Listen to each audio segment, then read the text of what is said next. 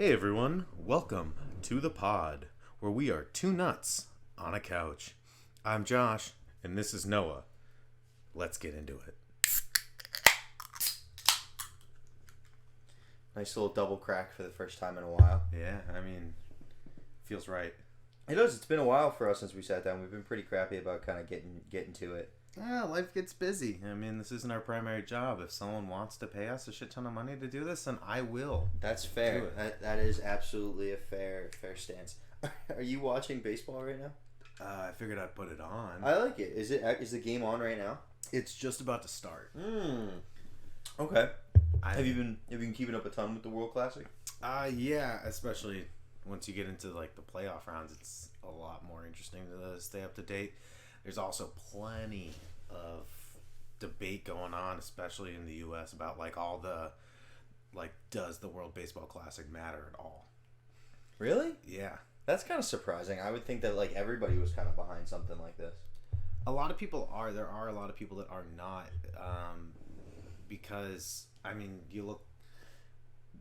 I have firsthand experience with it as being the one of the teams, like MLB teams, that had a player. It's supposed to be an intricate part. Edwin Diaz, our reliever, gets hurt celebrating a win. Yeah, that was real tough for you, wasn't it? Yeah. It was a really emotional day. Yeah. I think a couple of us felt pretty bad for you. We reached out and we asked if you were okay. Yeah, no one did that. No one did that. Really? I thought I was with everybody I was with. They were like, "Man, we got to text him and see if he's okay." And I just assumed everybody else did it. I received from Nate. I received a frowny face.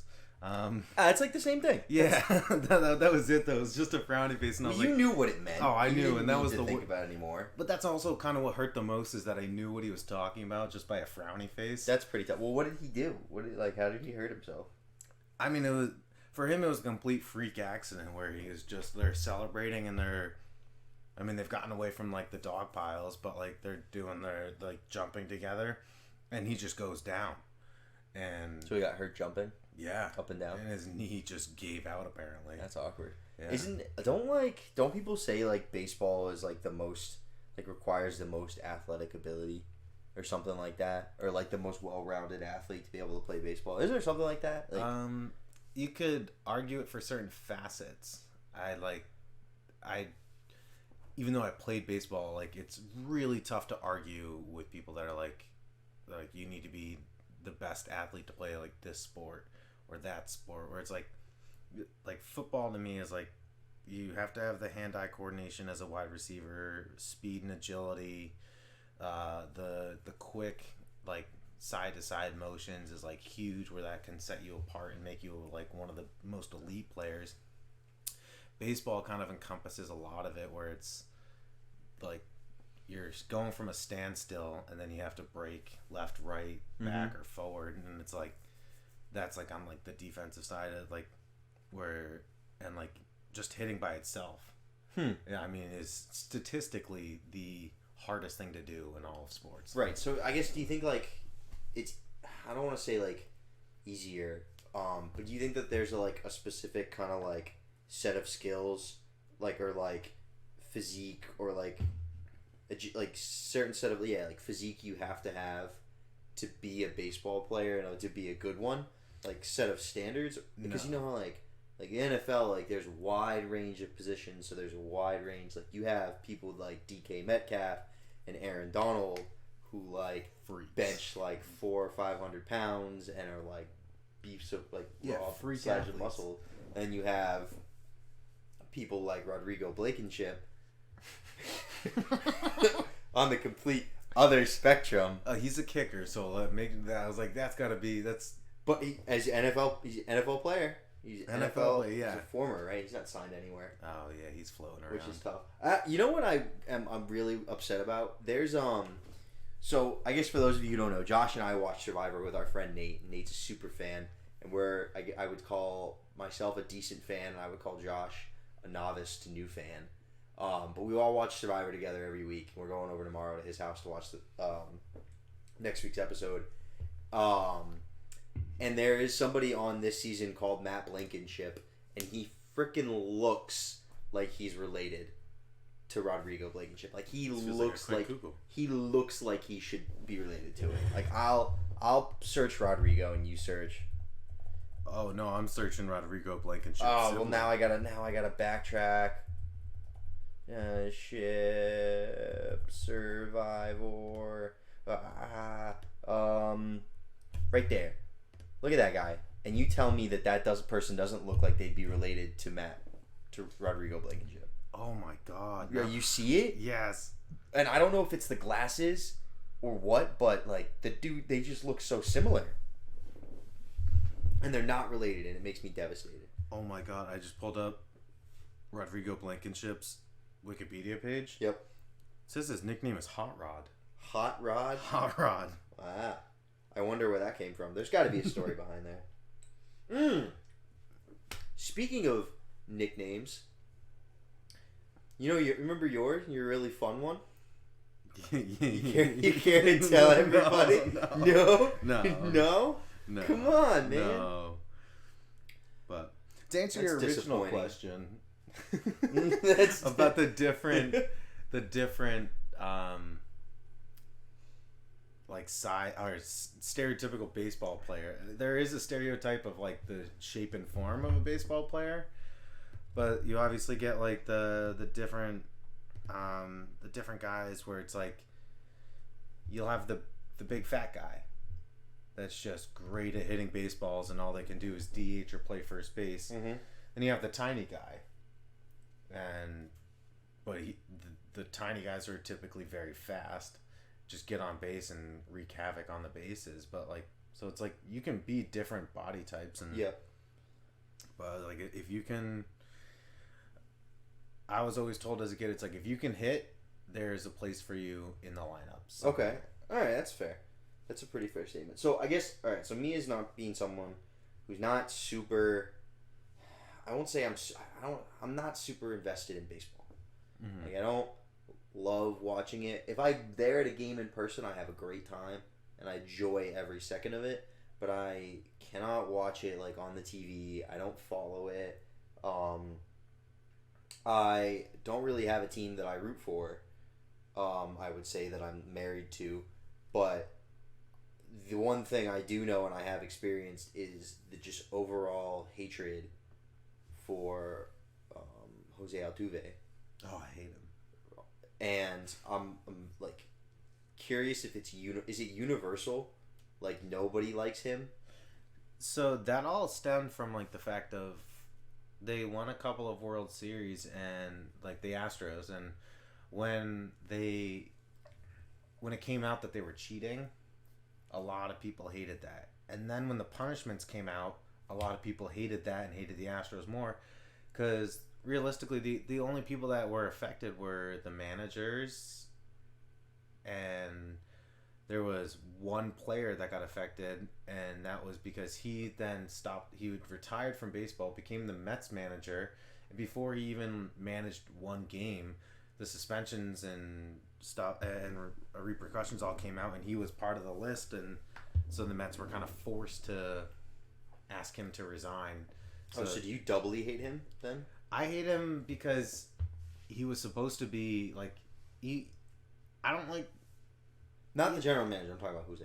Oh, I got that. I was like, it was when he finding out that he cheated, and like you think he's just like this some kind of like anomaly where he's like incredibly short for like the average baseball player, and he still like hits home runs and plays good defense and everything. And then now I'm on the other side where when he strikes out, I'm happy, and when he makes an error, I'm also happy. Because I watched them play, I think it was 2 years ago, in the playoffs against the Red Sox at Fenway, and I have to say, like, it was probably one of the most electric experiences of my life, like, being there in person, and just, like, mob mentality, no justification, just hating him, and just ripping him apart with the fans. Like I felt like I was floating. That all stems from the fact that they received their punishment of pretty much nothing, Okay. And So then, just like the Patriots. yeah, I was like, that's gonna piss off some people. But then it ended up being like right into the 2020 season where there were no fans. So right, a lot of people held on to that anger until they could get into a stadium and boo him. And then it really just has not gone away. And part of that is probably because after they were caught cheating, they still found success. And that tends to piss people off. Yeah, I would think. Right? Didn't they just win? Yes, they won this past year, which I was happy about because I hate the Phillies and they beat the Phillies. Well, so I guess I'll support it because, right, the Phillies have just had an awful championship year for themselves. Oh, I love it. Being 0-3 is just bad, and I don't even think. Are they gonna have even a chance to go 0-4 or 0-5? Yes. The Flyers, I actually was thinking about this the other day. I'm looking at it right now. They are. They're not making the postseason. Okay. They're The 76ers so are the 76ers are at the top of the conference right now. No way. 0-4 maybe. I'm hoping. I mean, I'd rather see the Celtics go on and win and someone do something different. But if it's not going to be the Celtics, I would root for the 0-4 in championship games. And I know that there were some people like starting to like say that Philadelphia is becoming title town, but I mean, for them to lose everything would just be golden. It's been rather fantastic.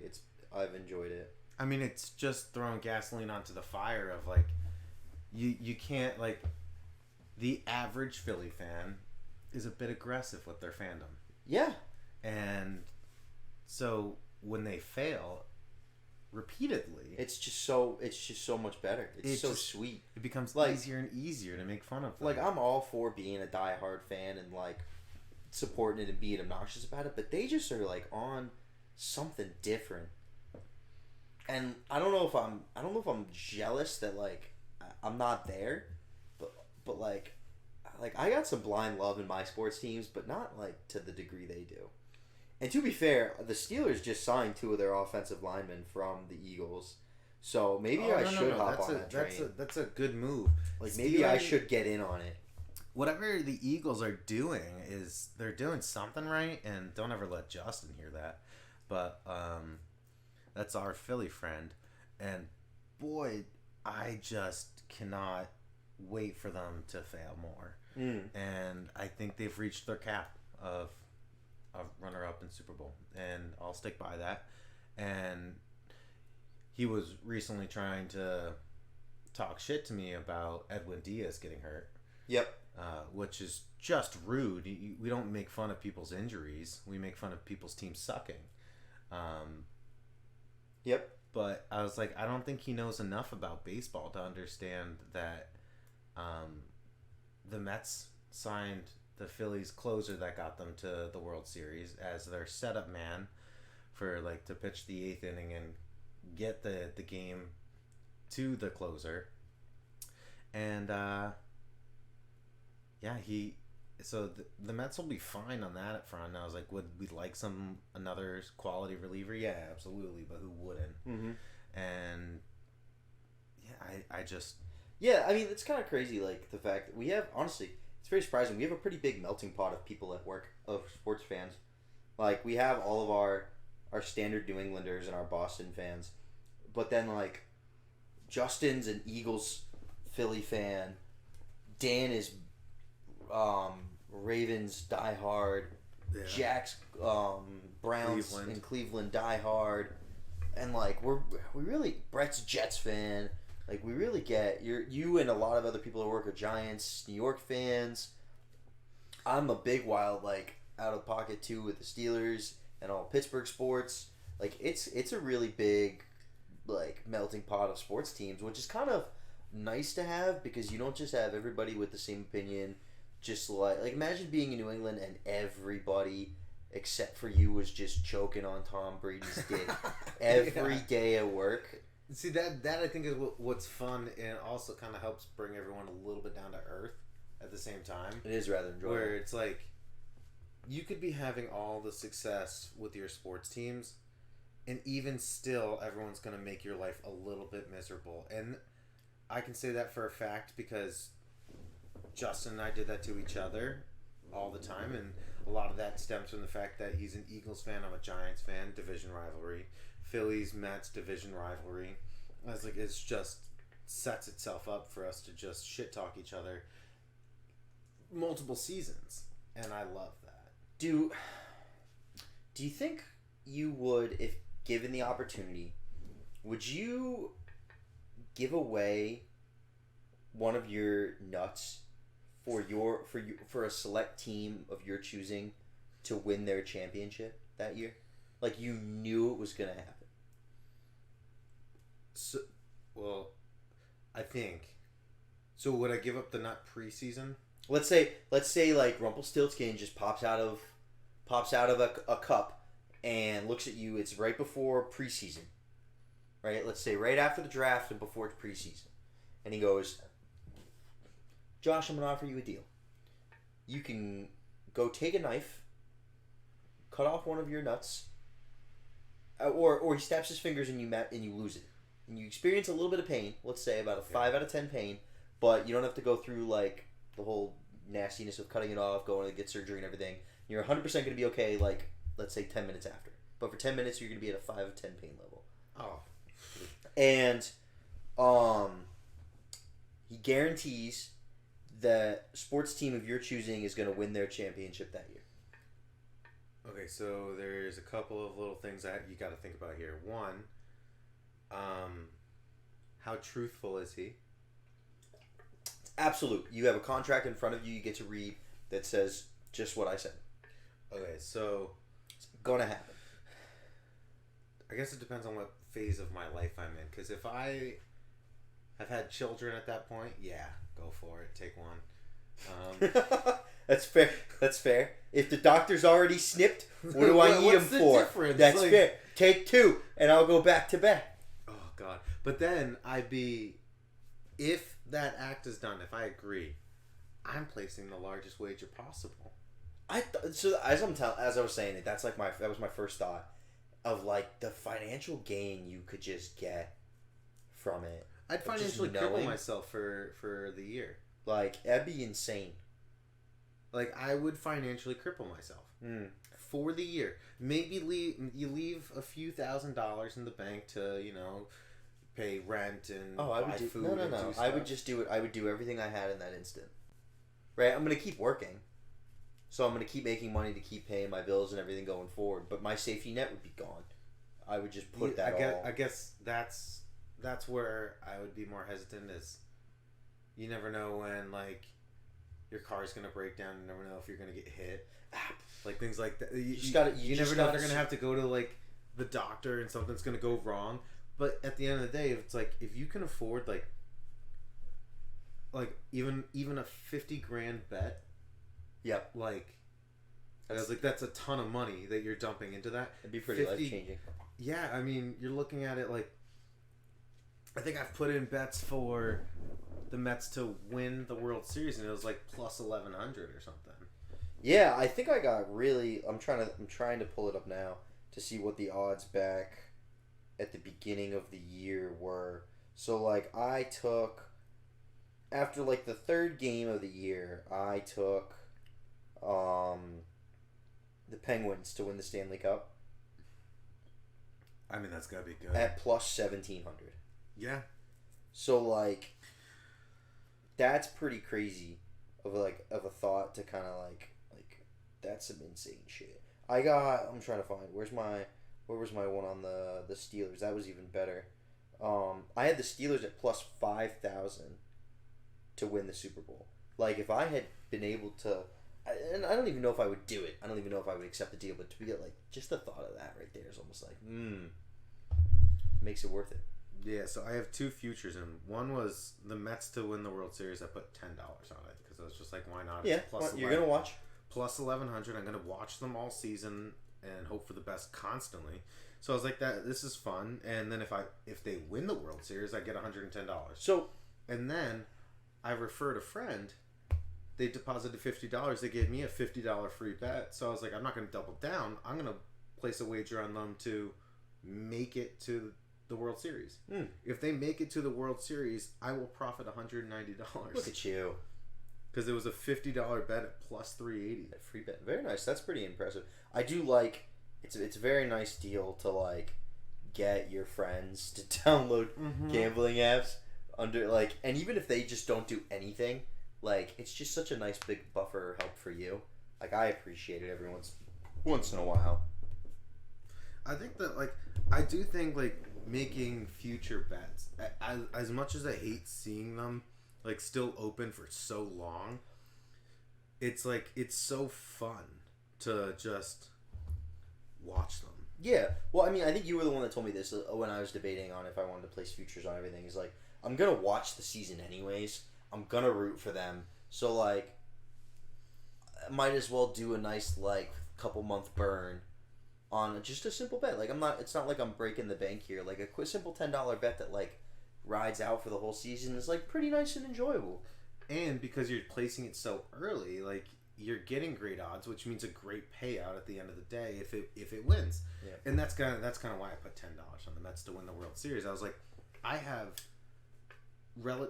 generally speaking, nothing to lose at that point. It's $10 for me. Like that's kind of the way that like I do sports betting. Is it's like it's smaller wages, but it's like it excites me. It makes the game more interesting. I sit there and enjoy it heavily to watch. Like I mean, I already enjoy watching the Mets, and I live and breathe by them like during the season anyway. So it's like I mean, we did a fun thing this season too, like for the NFL, where because we were watching, and because we have such a diverse group of friends that watch football, and we all watch occasionally together and everything. We did a couple things, right? Like you and I, we picked a whole almost spider bracket of all of it, where we picked who was going to win every single division. yeah. Then we picked who was going to make it to the Super Bowl from the AFC and the NFC. I don't think we got a single and who we thought was going to win. And we did, I would say, okay with the divisional winners. Yeah. We got nothing really right after the right fact, after now. which is fine, but like it was a really cool thing to go do, to like watch the whole season and kind of track it all. It was nice because I think we put $50 maybe. It wasn't crazy, and we sprinkled it around and placed more money on the ones we were more confident in, and less money on like the stretch ones. But I mean, it was fun because at the end of the day, we were midway through the season. We're like, hey, we have a chance here. Like, what do we have like in each division? Like, I think we're close, and then we get to go into it and like review everything we had, and then be like, okay, like these are the ones that I have. Like, where did they stand? Like, like as the end of the season's approaching, are we close? Like, and it comes up multiple times, and to me, that's fun. That like we were doing that together, and it's just another point to talk about it as like, especially with people that you see every day. It's it was enjoyable. I was like, it's something we can talk about as friends, and then like we're gonna talk about sports anyways. We might as well like and be invested in it. It was very enjoyable, and I think like it definitely kept us invested for a long time. Probably close to even. Maybe we weren't far off. No, I probably negative. I would say we had a pretty positive Super Bowl, which kind of made up for whatever we lost. I mean, I had a very productive Super Bowl. I bet on a doink, and I bet against the Eagles because everyone knows I hate the Eagles. Yes, I'll never not hate the Eagles and Phillies. I respect it. I mean, you have to. You're kind of set there by law, and I'm not far off from you. I mean, no. I kind of just don't mind. I don't really think about them too much. But like if we were talking about like the Ravens or Browns or Bengals, fire me up. I was like, those miss me with that. I was like, pick one of those, and one of those is your comparable like Philly teams to me. Yeah, I respect it. And so And then imagine if any of those teams' fans were as arrogant as Philly fans. That's mean. I apologize to Philly fans. Your teams suck, though. Sorry, that was for the fans. For the thousands of Philly fans that watch or listen. Yeah. I was thinking about this the other day, as I was watching hockey, and I was like, it's such from an officiating standpoint. It really takes a lot out of you, I would feel like, to be a hockey official and a ref. And it got me thinking of, like, what sport is the, like, absolute worst to have to officiate? Like, it's just not a good time for the officials at all. Okay, I think I have the answer for what's the worst sport to be an official in, and it's baseball. Really? Yeah. So the replay review has somewhat undermined the officials, where in some instances I feel like they make the call that they just want to make because they're like, I don't care. They're like, this is a close play. No matter what call I make, the other side, like the other team that it's against, is probably gonna ask for a review if it's that close. Yeah. So they don't really feel like a worry. And then on top of that, where like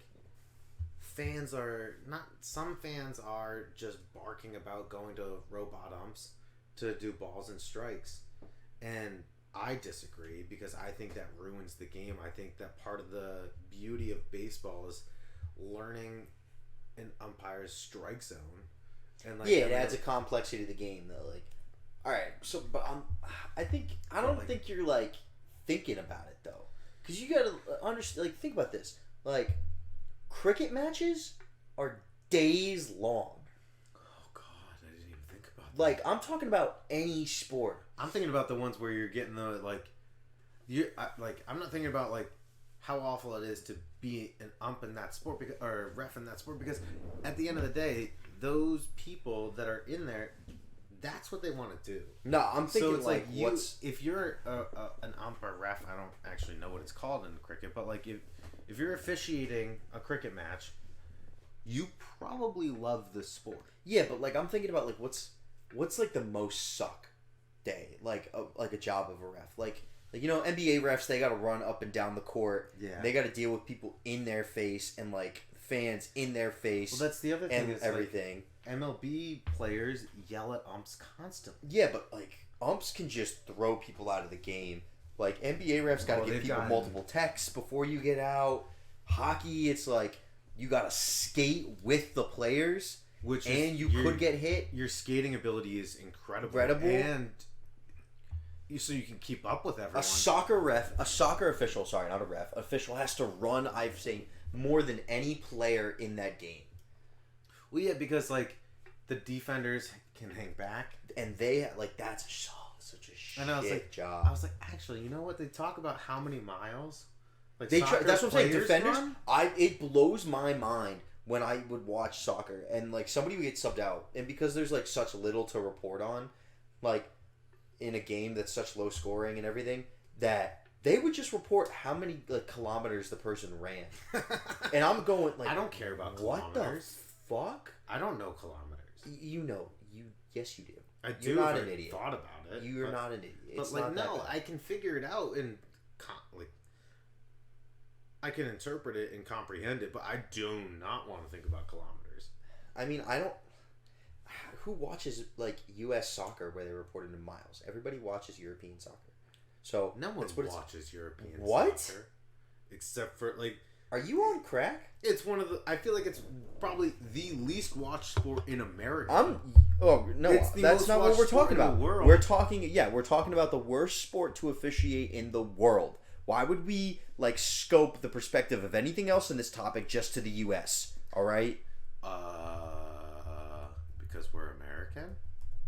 No, like I get where your thought is, but like this is a worldly discussion, and that's what it is. Like golf officiating, I can't imagine that to be too hard. No, you walk with golfers, maybe, I would honestly assume that it's like there's an official at like every hole probably. Yeah, and I mean like because the tournament's constantly going. So you're either following a group. I feel like you got to be following a 2-person. Like that's definitely a 2 like your whatever twosome it is. Like that's definitely got to be how it's going. There's no way that somebody's just assigned to a hole and they're walking back and forth and just covering that place. It's got but it's got to be so easy. What? Trey Turner just hit a home run again. Oh, I 1-0. Yeah. Is this the championship? Yeah, Dude, that's Trey Turner is on Huh, fire. well, what are we doing? All right, well, let's go watch. What do you mean? We're done. Let's go watch. Oh. Let's wrap it up, dog. Oh, yeah. I was like, the only other topic I had to talk about today was people being shitty at driving. Next week. Okay. We'll catch it. Yeah, All right, this has been your 2 nuts. We're going to go watch baseball. and we'll catch you later. Stay nutty.